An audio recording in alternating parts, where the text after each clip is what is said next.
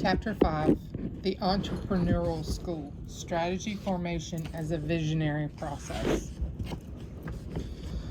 From the schools of prescription, we now move toward those of description, which seek to understand the process of strategy formation as it unfolds.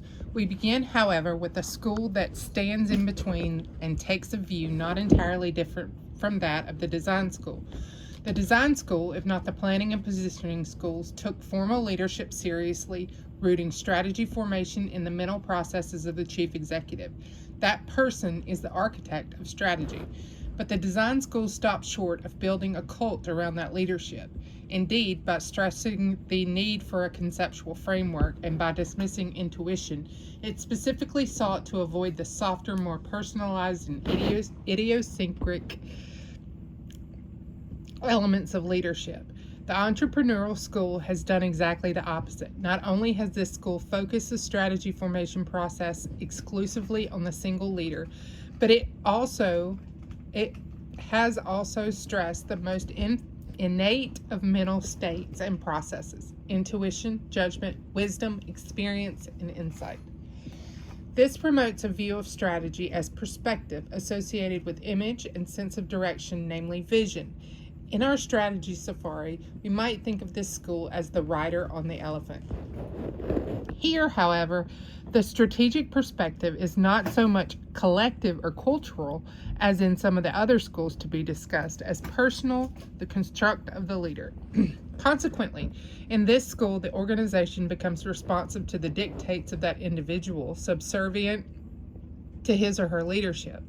And the environment, if not exactly subservient, becomes the terrain on which the leader maneuvers with some ease, at least in terms of directing the organization into a protective niche. The most central concept of this school is vision, a mental representation of strategy created or at least expressed in the head of the leader. That vision serves as both an inspiration and a sense of what needs to be done, a guiding idea, if you like. True to its label, vision often tends to be a kind of image more than a fully articulated plan in words and numbers. That leaves it flexible so that the leader can adapt it to his or her experiences. That suggests that entrepreneurial strategy is both deliberate and emergent. Deliberate in its broad lines and sense of direction, emergent in its details so that these can be adapted en route. The accompanying box develops the metaphor of strategic thinking as seeing. Here we go. There's the accompanying box.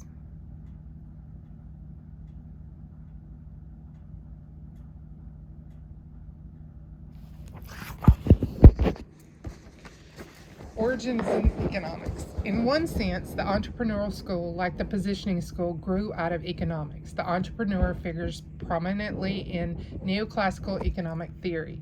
His or her role, however, was confined to deciding what quantities to produce and at what prices. Competitive dynamics took care of the rest. The rise of large companies forced economists to modify economic theory, giving birth to oligopoly theory, which forms the foundation of the positioning school. But even here, the entrepreneur still had little more to do than calculate prices and quantities. There were economists, however, who considered this narrow view of the entrepreneur to be a major failure of economics. Karl Marx, oddly enough, was one of them. He lavished praise on entrepreneurs as agents of economic and technological change, but was highly critical of their impact on society at large. This seminal figure who brought the entrepreneur into prominence in economic thought was Joseph Schumpeter. To him, it was not maximization of profits that explained corporate behavior so much as attempts, quote, to deal with a situation that is sure to change presently, an attempt by these firms to keep on their feet on ground that is slipping away from under them. In other words, the problem that is usually being visualized is how capitalism administers existing structures, whereas the relevant problem is how it creates and destroys them. End quote. Accordingly, Schumpeter introduced his famous notion of creative destruction. This is the engine that keeps capitalism moving forward, and the driver of that engine is the entrepreneur. For Schumpeter, the entrepreneur is not necessarily somebody who puts up the initial capital or invents the new product, but the person with the business idea. Ideas are elusive, but in the hands of entrepreneurs, they become powerful as well as profitable. Oh, there's more to strategic thinking as seen. I'm going to go over that. For those like economists who focus on tangible parts of business such as money, machinery, and land, the contribution of the entrepreneurs may seem baffling. Vision and creativity are less evident. Schumpeter sought to clarify this. Quote, "What have entrepreneurs done? They have not accumulated any kind of goods. They have created no original means of production, but have employed existing means of production differently, more appropriately, more advantageously. They have carried out new combinations, and their profit, the surplus to which no liability corresponds, is an entrepreneurial profit." End quote. For Schumpeter, new combinations, including the doing of new things or the doing of things that are already being done in a new way, was key. The capitalist bore the risk. Moreover, although a founder may remain at the helm of his or her organization, in Schumpeter's view, this person ceases to perform an entrepreneurial function as soon as he or she stops innovating. But not everyone agreed with the interpretation. Knight saw entrepreneurship as synonymous with heavy risk and the handling of uncertainty. And outside of economics, Peter Drucker took this further, identifying entrepreneurship with management itself. Quote, "Central to business enterprise is the entrepreneurial act, an act of economic risk-taking, and business enterprise is an entrepreneurial institution." End quote. Thus, depending on one's point of view, an entrepreneur can be A, the founder of an organization, whether that is an act of innovation or not, and whether or not he or she is an opportunist or a strategist.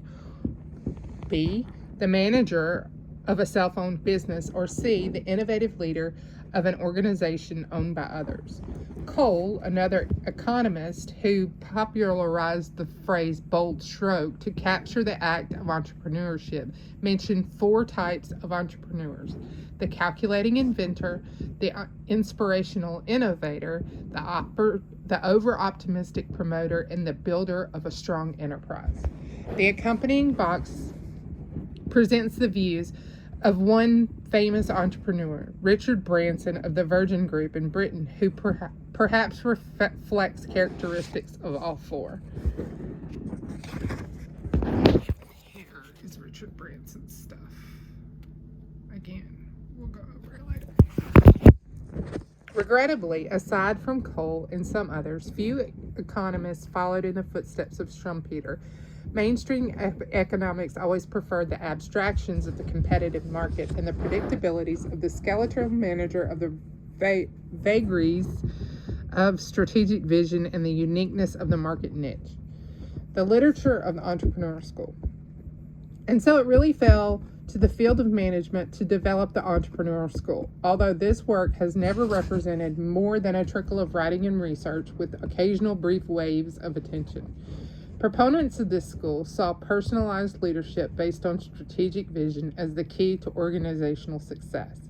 They noted this, especially in business, but also in other sectors, and not only in starting up and building new organizations, but also in turning around faltering established ones. Therefore, although entrepreneurship was originally associated with the creators of their own businesses, the word was gradually extended to describe various forms of personalized, proactive, single-minded leadership in organizations. For reasons to be discussed shortly, we use the label less broadly, restricting it to visionary leadership at the helm of an organization. Another term coined more recently, entrepreneurship, describes those people who take strategic initiatives within large organizations. Internal entrepreneurs, if you like. But since this really describes how organizations learn from the bottom up, we discussed it in the chapter on the Learning School. In this section, we review the literature of the entrepreneurial school. We then discuss some of our own research before summarizing the key premises of the school. We close with consideration of contribution, limitations, and context of the entrepreneurial school.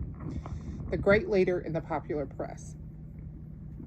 Of all the writings about entrepreneurship, the vast majority has been popular in the spirit of the great leader view of management, and can be found in the popular press or in the biographies and autobiographies of famous tycoons of industry and other notable leaders.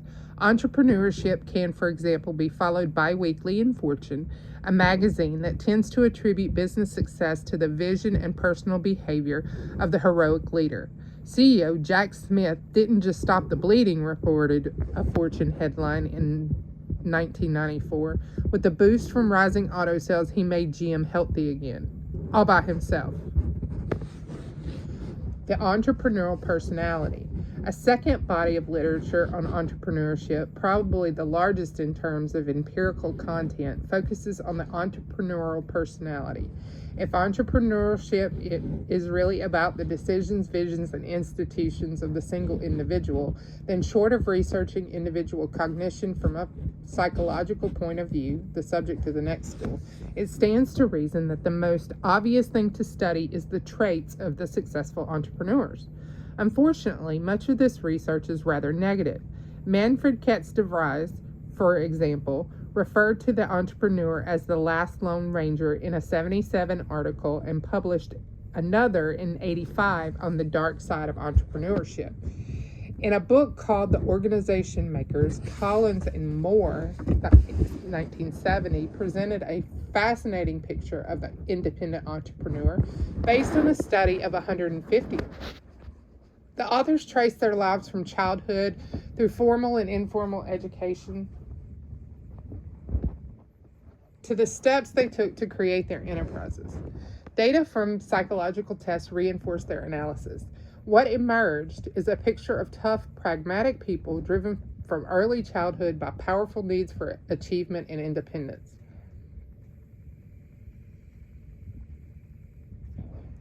At some point in their life, each entrepreneur faced disruption or role deterioration, and it was here that they set out on their own. Quote, what sets them apart is that during the time of role deterioration, they interwove their dilemmas into the projection of a business. In moments of crisis, they did not seek a situation of security, they went on into deeper insecurity, unquote. Among the various characteristics attributed to the entrepreneurial personality have been strong needs for control, for independence, and for achievement, a resentment of authority, and a tendency to accept moderate risk. As Baumol summarized McClelland's 1961 well-known study, the entrepreneur is not a gambler or a speculator, not essentially a man who chooses to bear risk, but a calculator. As we shall soon see, however, not all observers have accepted this point.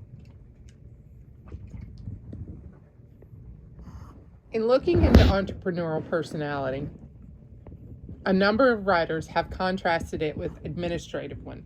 Stevenson and Gumpart have suggested, for example, that in making decisions, administrators and entrepreneurs often proceed with a very different order of questions. Quote, the typical administrator asks, what resources do I control? What structure determines our organization's relationship to its market? How can I minimize the impact of others on my ability to perform? What opportunity is appropriate? The entrepreneur tends to ask, where is the opportunity? How do I capitalize on it? What resources do I need? How do I gain control over them? What structure is best? Unquote. With respect to strategic orientation, Stevenson and Gumpart describe the entrepreneur as constantly attuned to environmental changes that may suggest a favorable chance, while the administrator wants to preserve resources and reacts defensively to possible threats to deplete them. Moreover, entrepreneurs move quickly past the identification of opportunity to its pursuit. They are hawkers with umbrellas who materialize from nowhere on Manhattan street corners at the first rumbles of thunder overhead. Hence, their actions tend to be revolutionary with short direction, in contrast to administrators' evolutionary actions with long duration. A little bit harder to read today, sorry.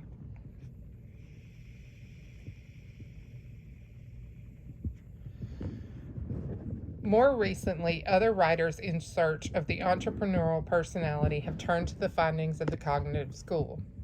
Busenitz and Barney, for example, concluded that entrepreneurs may exhibit strong biases in decision making. They are prone to overconfidence, also to overgeneralize from a few characteristics or observations. Nonetheless, overconfidence may be particularly beneficial in implementing a specific decision and persuading others to be enthusiastic about it. Indeed, the window of opportunity would often be gone by the time all the necessary information became available for more rational decision making. Palick and Bagby also found that entrepreneurs categorize scenarios significantly more positively than did their other subjects, i.e., entrepreneurs perceived more strengths, versus weaknesses, opportunities versus threats, and potential for performance improvement versus deterioration. Bird has taken this further, associating the entrepreneurial personality with the Roman god Mercury, for better or for worse, as can be seen in the accompanying box.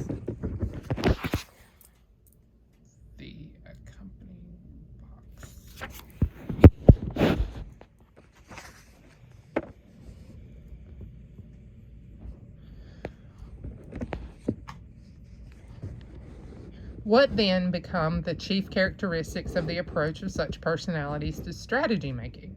Some years ago, Mintzberg suggested 4. Number 1, in the entrepreneurial mode, strategy making is dominated by the active search for new opportunities. The entrepreneurial organization focuses on opportunities. Problems are secondary. As Drucker wrote, entrepreneurship requires that the few available good people be deployed on opportunities rather than frittered away on solving problems. Number 2, in the entrepreneurial organization, power is centralized in the hands of the chief executive. Collins and Moore wrote of the founder entrepreneur as characterized by an unwillingness to submit to authority, an inability to work with it, and a consequential need to escape from it. Power here is believed to rest with one person capable of committing the organization to bold courses of action. He or she can rule by fiat, relying on personal power and sometimes on charisma. In one Egyptian firm described years ago, but characteristic of today's entrepreneurial firms nonetheless, there is no charted plan of organization, no formalized procedures for selection and development of managerial personnel, and no publicized system of wage and salary classifications.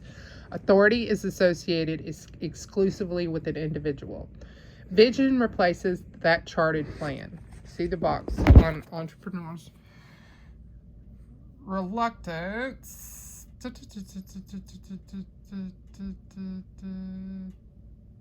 to develop formal plans. As Drucker noted, every one of the great business builders we know of, from Medici and the founders of the Bank of England down to IBM's Thomas Watson, had a definite idea, indeed a clear theory of business, which informed his actions and decisions. Number 3, strategy making in the entrepreneurial mode is characterized by dramatic leaps forward in the face of uncertainty. Strategy moves forward in the entrepreneurial organization by the taking of large decisions, those bold strokes. The chief executive seeks out and thrives in conditions of uncertainty where the organization can make dramatic gains. Number 4, growth is the dominant goal of the entrepreneurial organization. According to psychologist David McClelland, the entrepreneur is motivated above all by the need for achievement. Since the organization's goals are simply the extension of the entrepreneur's own, the dominant goal of the organization operating in the entrepreneurial mode would seem to be growth, the most tangible manifestation of achievement. Fortune magazine came to this conclusion in an article many years ago about the Young President's Organization entitled The Entrepreneurial Ego. Quote, most of the young presidents have the urge to build rather than manipulate. Expansion is a sort of disease with us, says one president. Let's face it, says another, we're empire builders. The tremendous compulsion and obsession is not to make money, but to build an empire.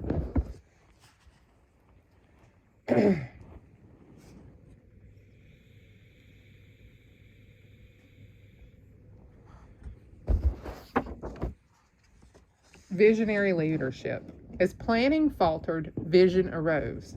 The great leader, meaning someone with a vision, would come and save the organization, so every self respecting organization suddenly had to establish a vision, or at least something that seemed sufficiently strategic had to be labeled the vision. But how to distinguish the real vision? Perhaps the simplest answer is that a true vision is something you can see in your mind's eye.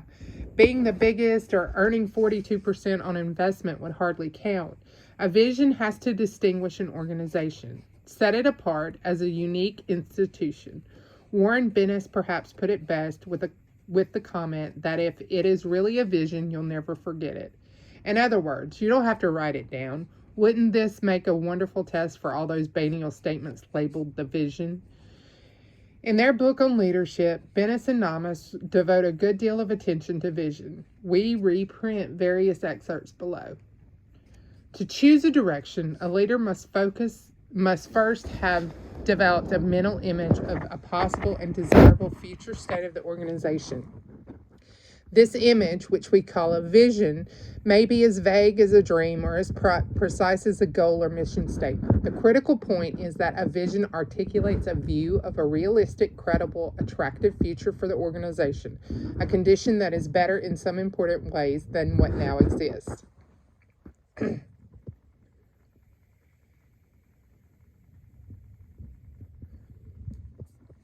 A vision is a target that beckons. Note also that a vision always refers to a future state, a condition that does not presently exist and never existed before. With a vision, the leader provides the all-important bridge from the present to the future of the organization. By focusing attention on the vision, the leader operates on the emotional and spiritual resources of the organization, on its values, commitment, and aspirations. The manager, by contrast, operates on the physical resources of the organization, on its capital, human skills, raw materials, and technology. If there's a spark of genius in the leadership function at all, it must lie in the transcending ability, a kind of magic, to assemble out of the variety of images, symbols, forecasts, and alternatives, a clearly articulated vision of the future that is at once simple, easily understood, clearly desirable, and energizing. Below, we draw on a number of studies conducted at McGill University that probe into the role of vision and help to describe where it comes from. Vision as drama. A paper co-authored by Francis Wesley and Henry Mintzberg contrasted two views of visionary leadership. One, more traditional, is likened to a hypodermic needle. The active ingredient, vision, is loaded into a syringe, words, which is injected into the employees. That causes them to jump up and down with great energy. There is some truth to this, but these authors preferred a rather different image.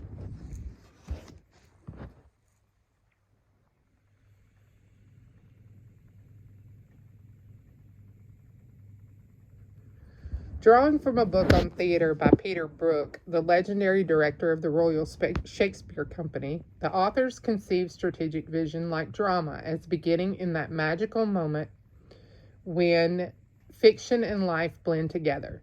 Brook argued that in theater, the magic is the result of endless rehearsal followed by the performance itself, supported by the attendance of the audience. But Brook introduced a lovely touch here, translating these three words into their more dynamic French counterparts: repetition, representation, and assistance, and then using their equivalent meanings back in English. Wesley and Mintzberg followed suit in applying Brook's ideas to visionary management. Repetition, or rehearsal, suggests that success comes from deep knowledge of the subject at hand. Just as Sir Laurence Olivier would repeat his lines again and again until he had trained his tongue muscles to say them effortlessly, so too the entrepreneurial spirit Lee Iacocca grew up in the automotive business, going to Chrysler after Ford because cars were in his blood. The visionary leader's inspiration stems not so much from luck, although chance encounters certainly play a role, as from endless experience in a particular context. Representation, or performance, means not just to perform, but to make the past alive again, giving it immediacy, vitality. To the strategist, that is vision articulated in words and actions, but but of a particular kind. The words are pictures. This distinguishes visionary leaders as their profound ability to use language in a symbolic form, as a metaphor. They do not just see things from a new perspective, they get others to so see them too. Hence, vision. Edwin Bland, who built a great company around the Polaroid camera he invented, described photography as helping to focus some aspect of life as you look through the viewfinder. It's not merely the camera you are focusing yourself. When you touch the button, that is what is inside you comes out. It's the most basic form of creativity. Part of you is now permanent. Powerful imagery for someone trying to build an organization to promote a novel camera. But vision goes beyond words into actions. The vision has to be brought to life, and again, that is not so much through formal plans and programs as by informal actions, the rolling up of sleeves and getting in there with everyone else. As the modern dancer, Isadora Duncan described her art. If I could say it, I wouldn't have to dance it. Assistance or attendance means that the audience of the drama, whether in the theater or the organization, empowers the actor no less than the actor empowers the audience. Leaders become visionary because they appeal powerfully to specific constituencies at specific periods of time. That is why people perceived as visionaries so often later fall dramatically from grace. Steve Jobs, Winston Churchill, Charles de Gaulle, or to take a more dramatic example, which also drives home the point that entrepreneurship and visionary leadership can be forces for evil no less than good. Consider how Albert Speer, arriving skeptical, related to the first lecture he heard from his future leader. Hitler no longer seemed to be speaking to convince. Rather, he seemed to feel that he was experiencing what the audience, by now transformed into a single mass, expected of him. Of course, management is not theater. The leader who becomes a stage actor playing a part he or she does not live is destined to fall from grace. It's a genuine feeling behind what the leader says and does that renders leadership visionary, and that is what makes it impossible to translate such leadership into any formula. So visionary leadership is style and strategy coupled together. It's drama, but not play acting. Such leadership is born and made, the product of a historical moment.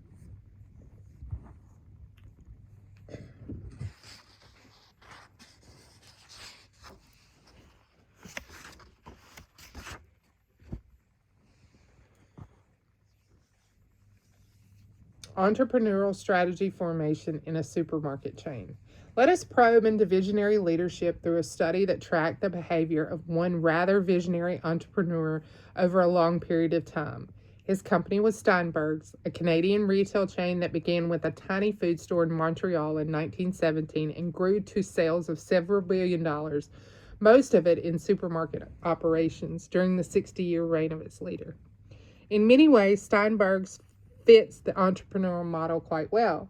Sam Steinberg, who joined his mother in that little store at the age of 11 and personally made a quick decision to expand it 2 years later, maintained complete formal control of the firm, including every single voting share to the day of his death in 1978. He also exercised close managerial control over all of its major decisions, at least until the firm began to diversify after the 60s, primarily in other forms of retailing. In terms of Cole's bold stroke of the entrepreneur, in Steinberg's, we saw only two major reorientations of strategy in the 60 years. A move into self-service in the 30s and one into the shopping center business in the 50s. But those strokes were not so much bold as tested. The story of the move into self-service is indicative. In 1933, one of the company's 8 stores struck it bad, in Sam Steinberg's words, incurring unacceptable losses. He closed that store one Friday evening, converted it to self-service, changed its name from Steinberg's Service Tours to Wholesale Groceria, slashed its prices by 15 to 20%, printed handbills, stuffed them into neighborhood mailboxes, and reopened on Monday morning. That's strategic change. But only once these changes proved successful did he convert the other 7 stores. Then, in his words, we grew like Topsy. It would appear, therefore, that controlled boldness might be a better expression. The ideas were bold, the execution careful. Sam Steinberg could simply have closed that one unprofitable store. Instead, he used it to create a new vision, which he tested before leaping. Absolutely central to this entrepreneurship was intimate, detailed knowledge of the business, that repetition discussed earlier. The leader as a conventional strategist. The so-called architect of strategy seems to sit on a pedestal and is fed aggregate data that is used to formulate strategies that others are supposed to implement. But the history of Steinberg belies that image. Nobody knew the grocery business like we did. Everything has to do with your knowledge, he added. I knew merchandise, I knew cost, I knew selling, I knew customers, I knew everything, and I passed on all my knowledge. I kept teaching my people. That's the advantage we had. They couldn't touch us. So concentrated knowledge can be incredibly effective. No stock market analysts or superiors at some distant headquarters to convince. So long as the business is simple and focused enough to be comprehended in one's head. That way, moves can be fast and focused. That's why entrepreneurship is at the center of so many of the glorious corporate successes. But in its strength lies its weakness. The metaphors and dances become difficult to sustain after the leader departs or simply loses energy. Then another form of management may have to take over if it can. After Sam Steinberg died, his 3 daughters eventually inherited control of the voting stock. They quarreled and subsequently sold the company to a financial operator with no expertise in the supermarket business. The firm went into bankruptcy.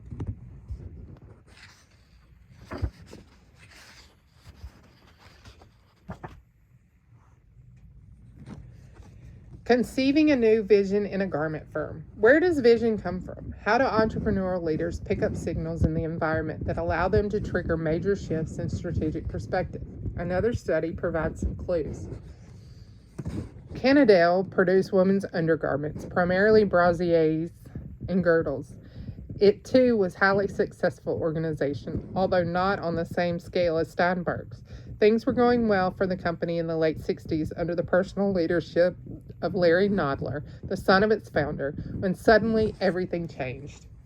A sexual revolution of sorts was accompanying broader social upheaval, with bra burning a symbol of resistance. For a manufacturer of brasiers, the threat was obvious. Moreover, the miniskirt had just come to dominate the fashion scene, giving rise to pantyhose. The girdle market was declining at 30% a year. The bottom fell out of the girdle business, they like to say. The whole environment, long so receptive to the company's strategies, seemed to turn all at once. At the time, a French company had entered the Quebec market with a light molded garment called Huet, using the theme just like not wearing a bra. Their target market was 15 to 20-year-olds. The product was expensive, but it sold well. Nadler flew to France in an attempt to license it for manufacture in Canada. The French firm refused, but in Nadler's words, what he learned in that 1 hour in their offices made the trip worthwhile. He suddenly realized what it was that women wanted, especially younger women, a more natural look. Not no bra, but less bra. This led to a major shift in strategic vision. All of a sudden, the idea forms, Nadler said. Cannondale reconfirmed its commitment to the bra business and sought greater market share while its competitors were cutting back. It introduced a new line of more natural bras for younger customers, which required the firm to work out the new molding technology as well as a new approach for promotion. We can draw on Kurt Lewin's 3-stage model of change, unfreezing, changing, and refreezing, to explain such a jolt shift in vision. The process of unfreezing is essentially one of overcoming the natural defense mechanisms, getting past the established mental set of how an industry is supposed to operate. The old industry recipe no longer holds. There's a period of confusion, Nadler told us. You sleep on it, start looking for patterns, become an information hound, searching for explanations everywhere. Change in this magnitude seems to require a shift in mindset before a new strategic vision can be conceived. In this case, it's indicative. Just one or two key insights, even trivial ones, seem necessary to stimulate the creation of a new concept. Continuous bombardment of information may prepare the mind for the shift, but it is those sudden insights that seem to crystallize it, to bring all the disparate elements into one eureka-type flash. Once the strategist's mind is set, then the refreezing process begins. Here, the object is not to read the situation, at least not in a global sense, but in effect to block it out. It is a time to work out the consequences of the new strategic vision. Tom Peters has claimed that obsession is an ingredient in effective organizations. That certainly seems to be the case in this period of refreezing, when the organization must pursue the new orientation, the new mindset with full vigor. The organization now knows where it's going. The object of the exercise is to get there using all the skills at its command, many of them necessarily formal and analytic. Of course, not everyone accepts the new vision. They stepped in old strategies. Those steeped in old strategies may resist it. Then the refreezing of the leader's mindset has to be followed by the unfreezing, changing, and refreezing of the organization. But when the structure is simple, and it usually is in the entrepreneurial organization, that problem is relatively minor. Not so in big bureaucracy, as we shall see in Chapter 11, where the job of the visionary leader is turnaround.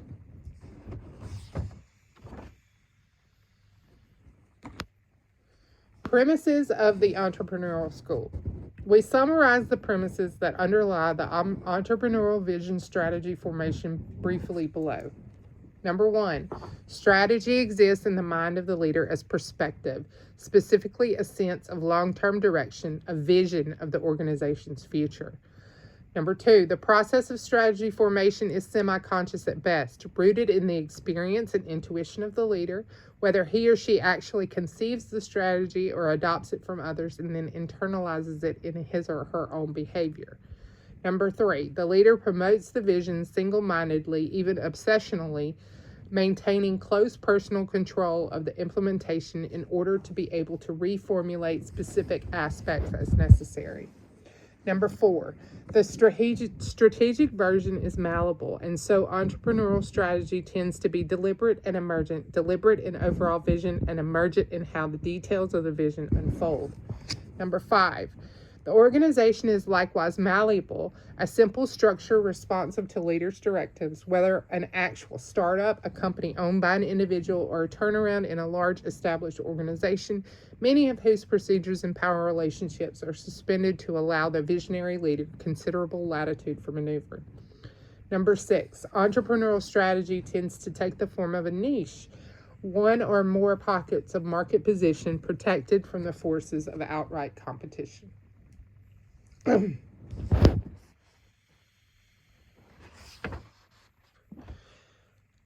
Contribution, critique, and context of the entrepreneurial school.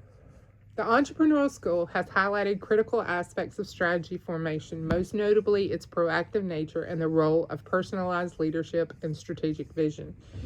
It is especially in their early years that organizations benefit from such a sense of direction and integration or result. Visionary strategies stand in sharp contrast to the all-too-common Me Too strategies that result from uncreative or detached management. But the entrepreneurial school also exhibits some serious deficiencies. It presents strategy formation as all wrapped up in the behavior of a single individual, yet can never really say much about what the process is. This has remained largely a black box buried in human cognition. So for the organization that runs into difficulty, this school's central prescription can be all too obvious and facile: find a new visionary leader. Moreover, the entrepreneurial school has never really come to grips with the fact that behaviors described as glorious and energizing by some of its writers were seen as pathological and demotivating to others. Are these simply differences among writers, the pessimists who see the glass of entrepreneurship as half empty and the optimist as half full? Also, as discussed, many entrepreneurial leaders, especially visionaries, go over the edge. It's merely some personal excesses that does this, or do conditions change so that what functioned so well before suddenly becomes dysfunctional. In other words, that the organization simply has to move on, get past its obsession with the great one. We clearly can answer all of the above questions in the affirmative. What we really need to know is when entrepreneurial and visionary leadership is needed and how do we get it. Under entrepreneurship, key decisions concerning strategy and operations are together centralized in the office of the chief executive. Such centralization can ensure the strategic response reflects full knowledge of the operations. It also encourages flexibility and adaptability. Only one person need take the initiative. On the other hand, the chief can get so enmeshed in operating details on the ground that he or she loses sight of strategic considerations. Alternatively, the leader may end up in the clouds, enamored of a vision that has lost its roots. The more routine operations may then wither for lack of attention and eventually pull down the whole organization. Both problems occur frequently in entrepreneurial situations. Stacy has pointed to a number of harmful consequences of vision. First, the advice to form a vision is neither concrete enough to be useful, nor is it possible when the future is unknowable. Second, visions can fix managers too tightly in one direction. If you insist that managers should all share a common view of their future without question, you invite them to persist with what they already know how to do, or you encourage them to pursue what could be a disastrous new idea in a lemming-like dash to destruction. And while they are doing this, they will inevitably overlook other changes. Third, Stacy believes that the current quest for vision place a tremendous and unrealistic burden on the leader. A vision-driven philosophy perpetuates the myth that organizations have to rely on one or two usually gifted individuals to decide what to do, while the rest enthusiastically follow. This advice perpetuates cultures of dependence and conformity that actually obstruct the questioning and complex learning, which encourages innovative action. Finally, Stacy suggests that the advice about vision distracts attention from what people are really doing when they successfully handle unknowable futures, learning, and political interaction. As suggested in these and earlier comments, the entrepreneurial approach is risky, hinging on health and whims of one individual. One heart attack can literally wipe out an organization's key strategists. It's partly for this reason that Collins and Porras, in their popular book Built to Last, suggest that it is better to build a visionary organization than rely on a leader with mere vision. They develop this difference in an imaginative way. Imagine you met a remarkable person who could look at the sun or stars at any time of day or night and state the exact time and date. It's April 23rd, 1401, 2:36 a.m. and 12 seconds. This person would be an amazing time teller, and we'd probably revere that person for their ability to tell time. But wouldn't that person be even more amazing if instead of telling time, he or she built a clock that could tell time forever, even after he or she was dead and gone? Having a great idea or being a charismatic visionary leader is time telling. Building a company that can prosper far beyond the presence of any single leader and through multiple product life cycles is clock building. The builders of visionary companies tend to be clock builders, not time tellers. They concentrate primarily on building an organization, building a ticking clock rather than on hitting a market just right with visionary product. And instead of concentrating on acquiring the individual personality traits of a visionary leadership, they take an architectural approach and concentrate on building the organizational traits of visionary companies. The primary output of their efforts is not the tangible implementation of a great idea, the expression of a charismatic personality, the gratification of their ego, or the accumulation of personal wealth. Their greatest creation is the company itself and what it stands for. Collins and Porras suggest from their study that the role of charisma in establishing vision is very much overrated, and that attempts to substitute charisma for substance are often destructive. The role of the leader to catalyze a clear, shared vision for the organization can be accomplished through a wide variety of management styles. This one point of view, albeit provocative and interesting, what we need are more such studies on the positive and negative effects of entrepreneurship and vision, including where they seem to function most effectively and how they really do work. Perhaps entrepreneurship is less glorious than typically described, but also more functional, at least to get interesting ideas, to get interesting organizations up and running. Obsessiveness does have a role to play in contemporary organizations. In spite of the shortage of such research, we do have some indication of the appropriate context of the entrepreneurial school. Clearly, as already noted, startup is one situation in need of forceful leadership and rich vision, since direction must be set and niches secured. This tends to be equally true in the startup of government agencies and not-for-profit organizations.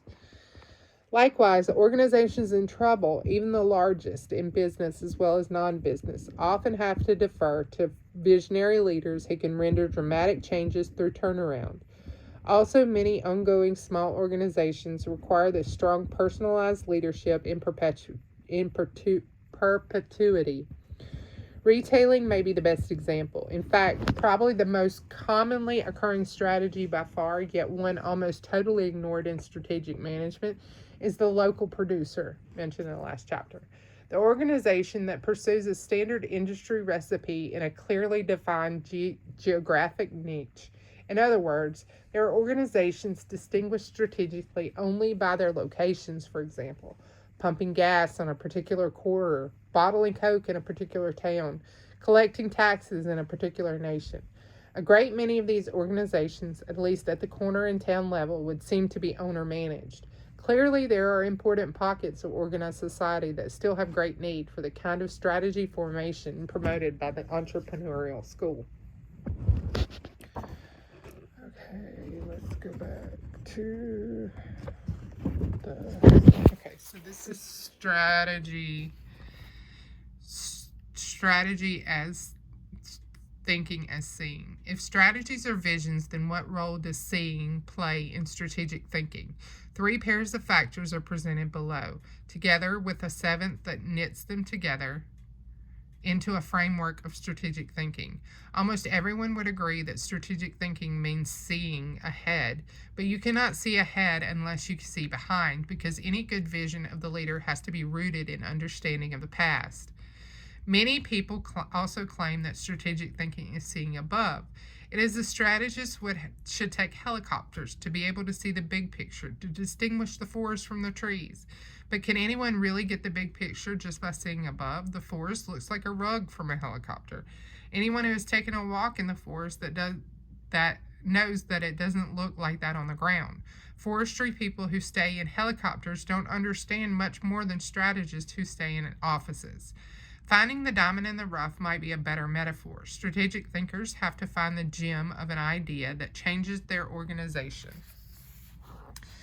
And that comes from a lot of hard work and messy digging. There's no big picture ready for the seeing. Each strategist has to construct his or her own. Thus, strategic thinking is also inductive thinking. Seeing above must be supported by seeing below. You can, however, see ahead by seeing behind and see above by seeing below and still not be a strategic thinker. That takes more creativity, for one thing.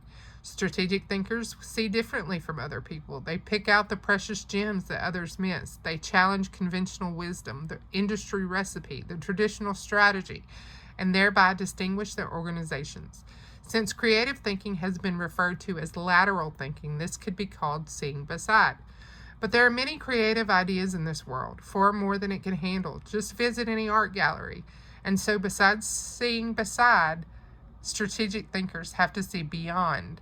Creative ideas have to be placed into context to be seen in a world that is to unfold.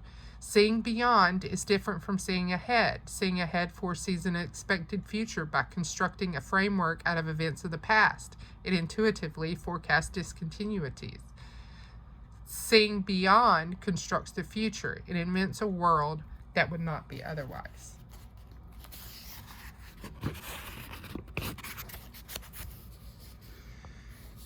But there remains one last element.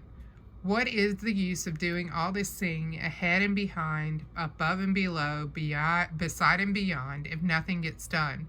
In other words, for a thinker to deserve the label strategic, he or she must also see it through.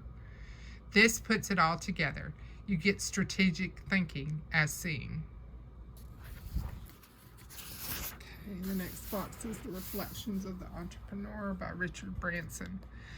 The biggest risk any of us can take is to invest money in a business that we don't know. Very few of the businesses that Virgin has set up have been in completely new fields. I have not depended on others to do surveys or market research or to develop grand strategies. I have taken the view that the risk of the company is best reduced by my own involvement in the nitty-gritty of the new business. There's always another deal. Deals are like London buses. There's always another one coming along. Reduce the scale of risk through joint ventures and have a way out of a high-risk venture. As businesses grow, watch out for management losing touch with the basics, normally the consumer. Our keep it small rule enables more than usual numbers of managers the challenge and excitement of running their own business. Pursue a buy, don't make a strategy. Having evaluated an investment and having decided to make an investment, don't pussyfoot around. Go for it.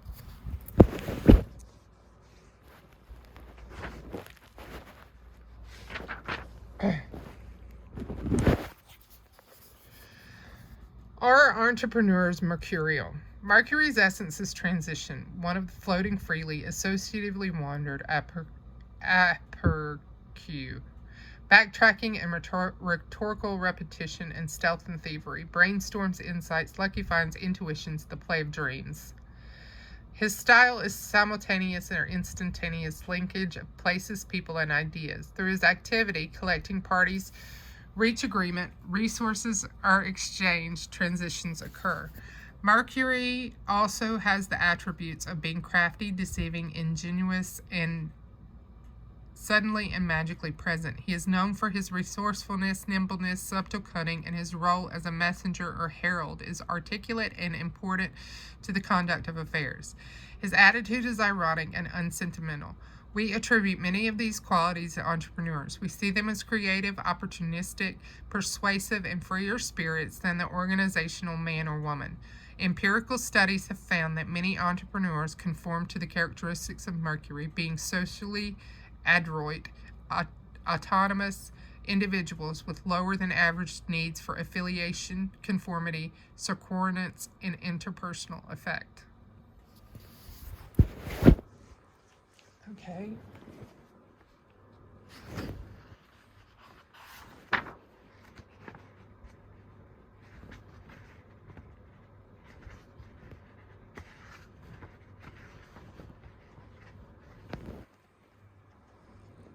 Last box.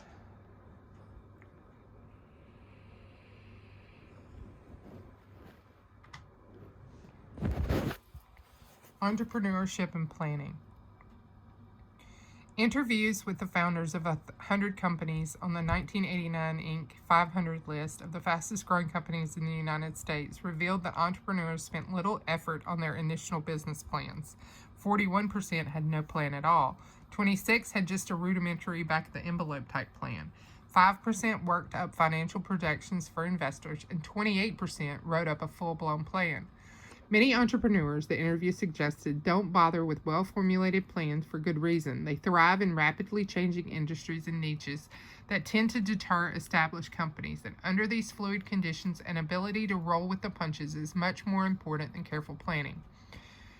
Peter Zakharov did not conduct any research. He placed an ad in the Washington Post to sell his computer. He got over 50 responses and sold his machine for a profit.